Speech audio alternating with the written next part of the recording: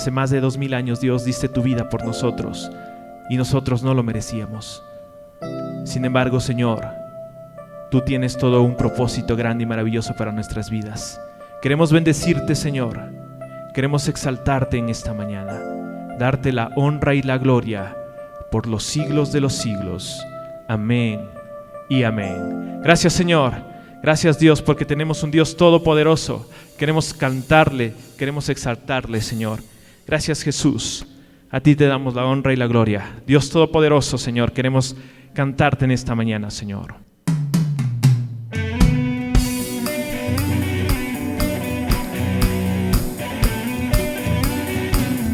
Vamos todos a decirlo juntos. La única razón de mi adoración eres tú, mi Jesús. El único motivo para vivir eres tú, mi Señor. Mi única verdad está en ti, eres mi luz, mi salvación. Y mi único amor eres tú, Señor, y por siempre te alabaré. Tú eres todo poderoso, eres grande y majestuoso, eres fuerte, invencible, y no hay nadie como tú.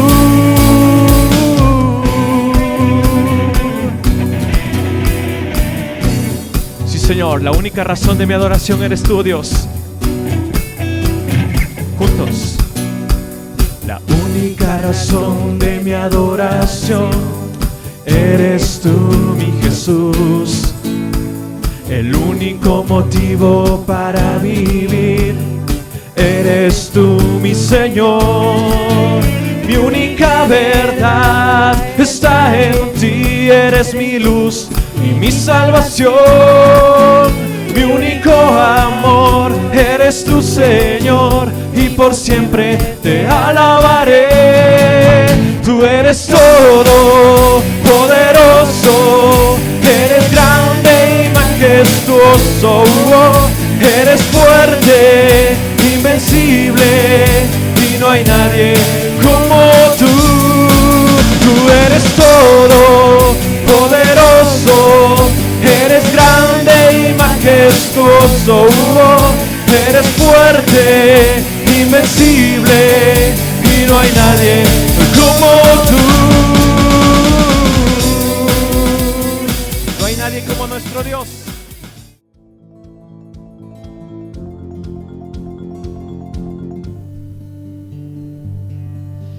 Buenos días, mis hermanos. Que el Señor los bendiga grandemente. Realmente la alabanza en los íntegros, en los justos, dice que es hermosa. Así dice el Salmo 33:1. Mis hermanos queridos, amada iglesia, por favor, les invito a que este tiempo maravilloso pongamos en las manos de nuestro Padre Celestial. Les invito a cerrar los ojitos de ahí donde están. Acompáñenme en una oración. Amado Dios, qué privilegio, Señor, estar en tu casa.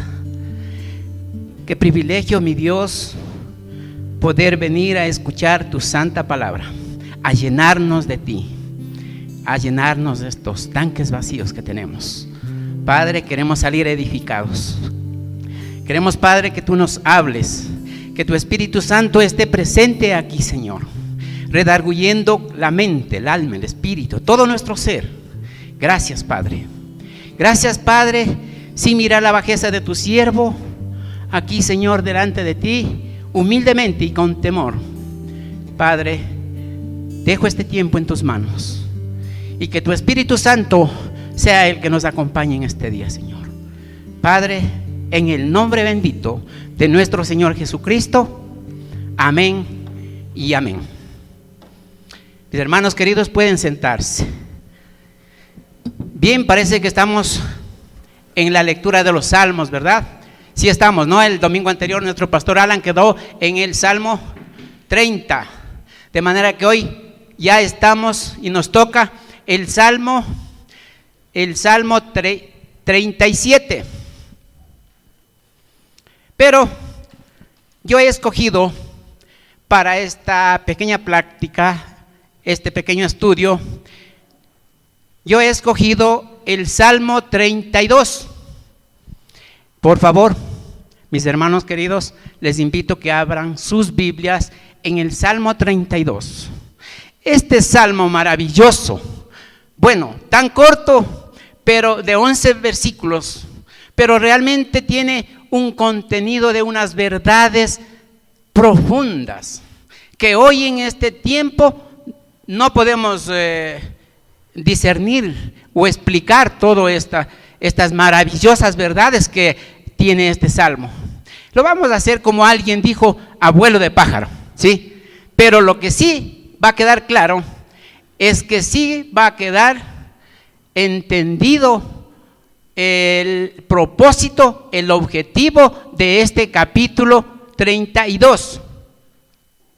Y es por eso que, bueno, yo he clasificado en 3 grupos, en 3 puntos o 3 aspectos más bien diríamos, ¿no?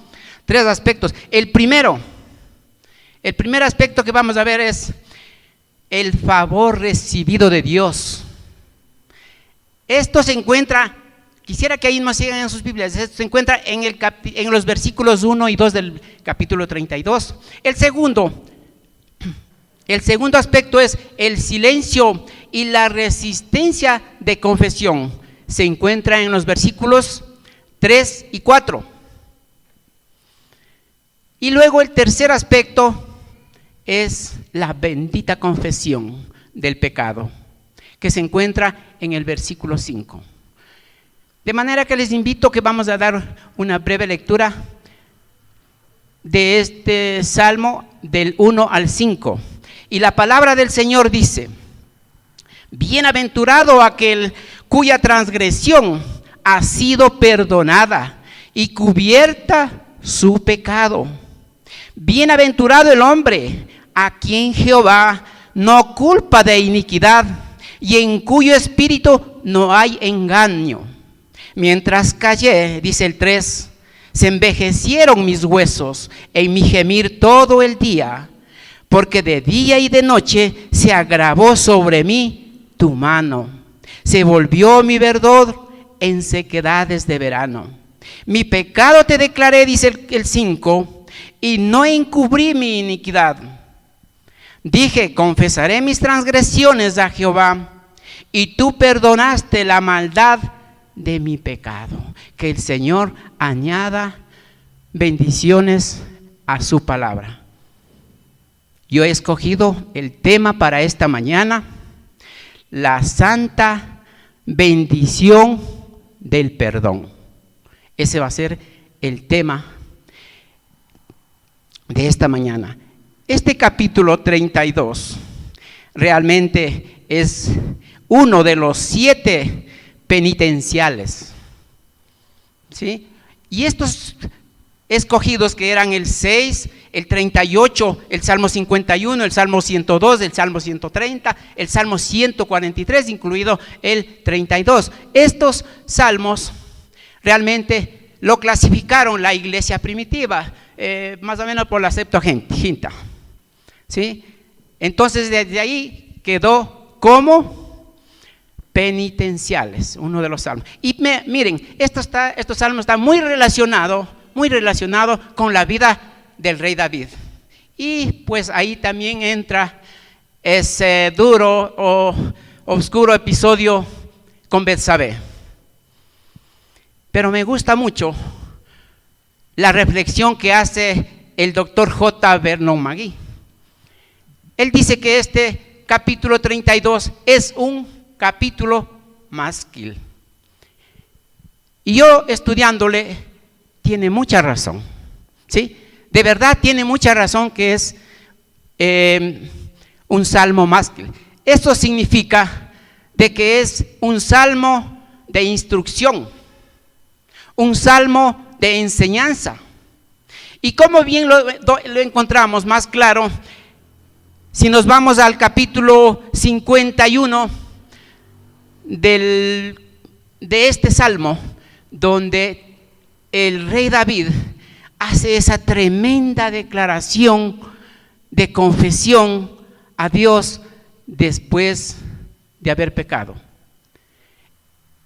Él dice en el versículo 13 dice, entonces enseñaré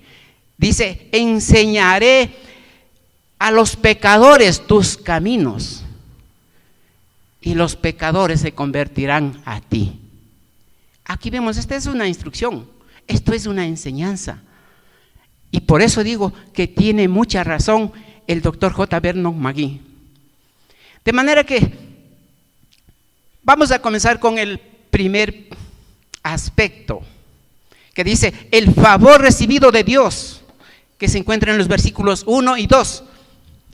Ahí que dice, feliz, feliz, dichoso, bienaventurado, cuya transgresión ha sido perdonado y cubierto su pecado.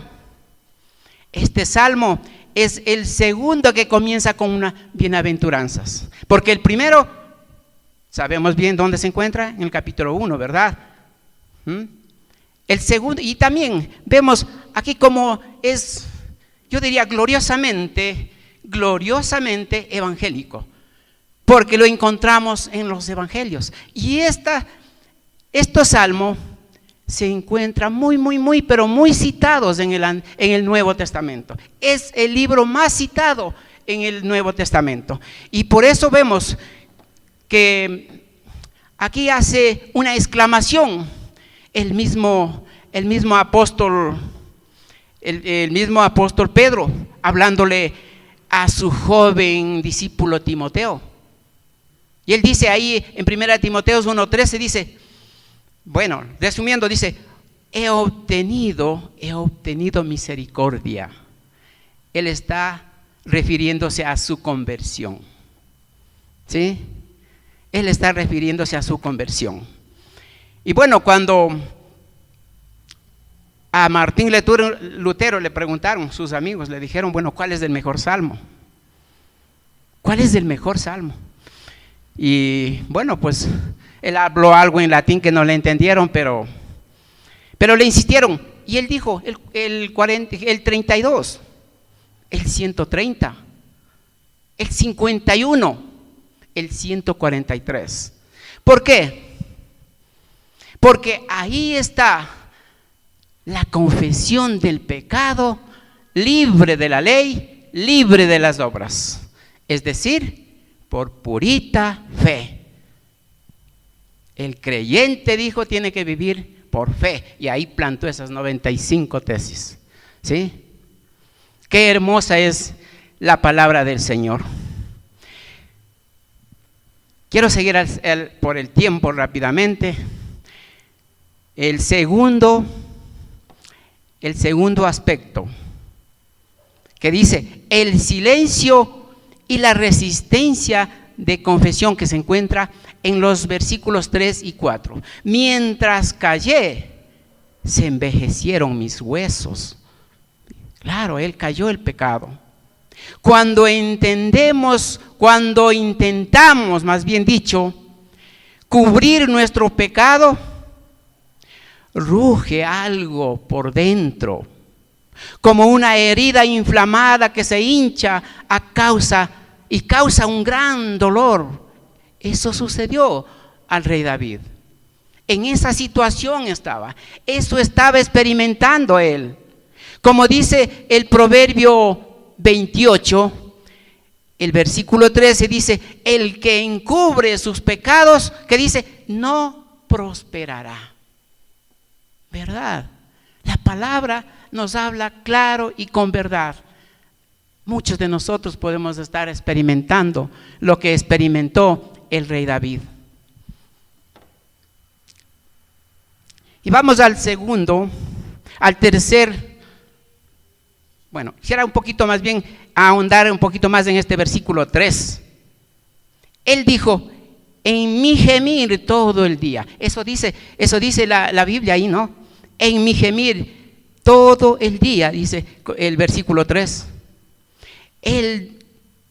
Acá habla de la mano de Dios, ¿no es cierto? Pero yo diría que el dedo de Dios suficiente para aplastarnos, y mucho más la mano, el peso de la mano de Dios, ¿no? Y vamos al tercer aspecto de este capítulo 32. Dice, la confesión del pecado. Esto se encuentra en el versículo 5. Este es el versículo de verdad. Este versículo 5 es la clave, ¿sí? Es la idea central del pasaje. Porque si hacemos un estudio de este capítulo 32 o de un X pasaje, tiene que haber un versículo que tenga la idea central del pasaje. Entonces así queda entendido el propósito que el rey David quiere instruirnos y quiere enseñarnos. ¿Sí? Mi pecado te declaré, qué mérito. Cuando nosotros reconocemos que hemos pecado, que somos pecadores, que le necesitamos a Él, que mediante ese acto de la voluntad confesamos nuestro pecado. En otras palabras, cuando la palabra de Dios y el Espíritu Santo se unen en el vientre de la fe, el resultado es el nuevo nacimiento. De esto es lo que se trata la vida cristiana. Y esta enseñanza nos da el rey David, que así tenemos que experimentar el gran ejemplo. Y todo esto que escribió 1410 años antes desde Moisés está dicho en los evangelios. Por eso es que gloriosamente escribió David evangélicamente. ¿Sí? Qué maravilloso es la palabra de Dios. Y para demostrar este punto, realmente vemos al gran apóstol Pablo enseñándonos lo mismo que enseñó el rey David. Él dijo en 1 de Juan 1:9, muy conocido este versículo, pero muy poco aplicado a nuestras vidas. Dice en 1 Juan 1:9, si confesamos nuestros pecados, Él es fiel y justo para perdonarnos y librarnos de toda maldad y limpiarnos además de eso. Qué hermosa es la promesa de este versículo, ¿sí? Y para ir concluyendo rápidamente y que quede un poco entendido, siempre hay alguien que pregunta. Cuando estamos dando clases, ahí es la oportunidad que el alumno debe aprender más que un mensaje de los domingos, porque ahí enseñamos detalladamente, pausadamente y con más explicación y más tiempo.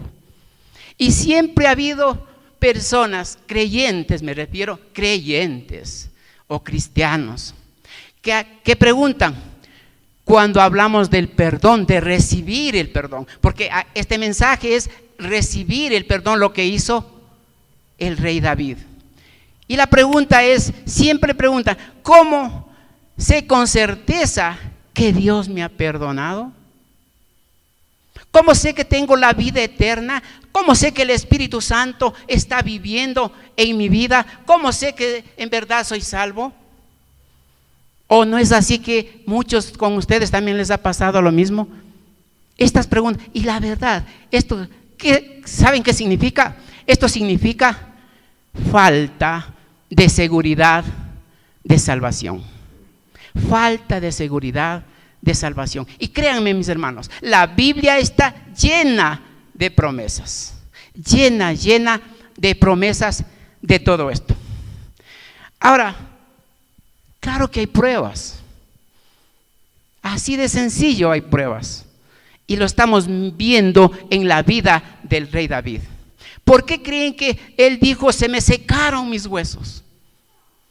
No dormía, no comía. Sus amigos ya le dijeron, David, ¿qué te está pasando? Estaba raro. ¿Pero por qué? Porque realmente tenía un dolor en su corazón, una sequedad. El jugo de su cuerpo ya estaba totalmente como esa sequedad de verano. Así se sentía. ¿Por qué se sentía así? Porque Dios, el Espíritu Santo, vivía dentro de él. Vivía dentro de él. Cuando peca, duele. Pero hay algunos que se llaman ser cristianos, creyentes, y que no les hace nada cuando pecan. Como alguien dice, ni cosquillas. Deberían, y decir, qué pena, ¿no? Deberían hacer un alto en sus vidas y revisar su vida. Venir a un arrepentimiento mediante un acto de la voluntad, por medio de la fe, confesar sus pecados y pedirle que el Espíritu Santo venga a su vida. Así de sencillo es reconocer cuando nosotros somos hijos de Dios, tenemos el Espíritu Santo, tenemos una nueva naturaleza, hemos nacido del cielo, tenemos la vida eterna, somos hijos de Dios. No debe haber duda para nosotros en ningún momento. Yo quiero respaldar esto, si lo que digo no es suficiente, quiero respaldar con algunos versículos de la Biblia. Mire lo que dice Gálatas 4:6. Este es importante. Deberían anotar al margen de sus Biblias. Deberían ir a su casa y meditar esto. ¿Sí? Yo siempre he aprendido de la misma creación de Dios. Las vaquitas, como comen todo el día, comen y comen, y llegan en la noche, ahí descansan su cuerpo en la tierra, acostaditas ahí en la tierra, sacan todo de su pancita y comienzan a remoler, a rumiar, no sé, a remoler. Así nosotros deberíamos hacer. El mensaje de hoy he escuchado, ir a la casita. ¿Qué dijo el hermano? ¿Será cierto todo eso? Y aquí tengo estos versículos, voy a meditar. Entonces comienza a meditar en la palabra. ¿Saben qué es lo que pasa ahí? Hay edificación en su alma, en su espíritu, en su mente. Hay crecimiento espiritual. Eso es lo que la iglesia necesita, un crecimiento espiritual. Y no que solamente vengamos el domingo, ofrendamos, cantamos, alabamos al Señor. Y luego pues nuestras Biblias llegamos a la casa y ponemos ahí. Y llega el domingo, el otro apurados, cogemos y venimos. No, esa no es la vida cristiana. Eso se llama religiosidad, mis hermanos queridos. El cristiano tiene que servir. Y a veces nosotros nos acostumbramos que nuestro Dios, nuestro Padre Celestial, solo nos sirva. O le tenemos solo como bombero. Cuando estamos en malas condiciones, en sufrimiento, en dolor, en angustia, como el rey David, ahí nomás solicitamos. No, también tenemos que dar, tenemos que servir, tenemos que ser como un diálogo recíproco, ¿sí? Esa es la vida cristiana. Y ese dice, Gálatas 4:6 dice, nos revela que somos hijos de Dios. Efesios 1:13 dice, somos sellados con el Espíritu Santo de la promesa. Y si esto no es suficiente, tenemos algo contundente para el creyente. Romanos 8:16, el Espíritu Santo, Él mismo da testimonio a nuestro espíritu que nosotros somos hijos de Dios. Revisen esas citas. ¿Cómo va a ser posible que yo leyendo la palabra que es pura, perfecta, es verdad, me dice esto? No voy a ser como más adelante, como dice, como el caballo o como el mulo, que necesita freno para que atraerle al Señor. No. Entonces, este es contundente. El Espíritu de Dios tiene un contacto con el Espíritu de nosotros, ¿sí? Y aquí dentro dice, yo soy un hijo de Dios, yo soy un siervo de Dios, ¿sí? Entonces, este es tan contundente. Y bueno, y para ir, no sé cuántos minutos tengo, mi hermano querido. Y para ir terminando ya, el tiempo siempre es la traición. Este salmo hay mucho que aprender y mucho que explicar. Pero por el tiempo, bueno, y por último, ya voy terminando y dice, Primera de Juan 5:13, un versículo muy conocido. Dice, estas cosas os he escrito a vosotros que creéis en el nombre del Hijo de Dios, para que sepáis que tenéis vida eterna. No dice para que sepan, no, para que sepamos. Hoy, cuando el cristiano, la persona hace un acto de voluntad y recibe por medio del arrepentimiento, ahí es salvo. Lo demás, nació de nuevo, comienza el proceso que se llama la santificación. Vamos a orar, mis hermanos. Ahí cerrados los ojos. ¿Qué tal si se mueven un poquito y nos ponemos de pie? Sí, amado Padre, muchas gracias por este hermoso tiempo que tú nos has regalado y nos das día a día, Señor. Qué oportunidades, Señor, todos los años que hasta ahora hemos vivido, día a día nos brindas esa oportunidad. Nos guardas, nos cuidas, nos proteges, nos bendices, Señor. Tenemos aún más de lo que necesitamos. Muchas gracias. Pero Padre, para las personas que no lo tienen, los hermanos, tu pueblo, los niños de Dios, que en verdad no tienen provisiones, bendícelos, provéeles, mi Dios. Gracias por la palabra y que sirva de edificación, que esto impregne de verdad en lo más profundo de nuestros corazones, Señor. Padre, muchas gracias, eternamente agradecidos, y a tus pies vamos a estar siempre. Bendice el resto de este servicio, de este culto, y bendice a cada uno de mis hermanos aquí presentes, sus hogares, sus vidas, Señor. Muchas gracias. En el bendito y sagrado nombre de nuestro Señor Jesucristo. Amén y amén. Muchas gracias. Será esta otra oportunidad. Que el Señor los bendiga grandemente. Levantaré.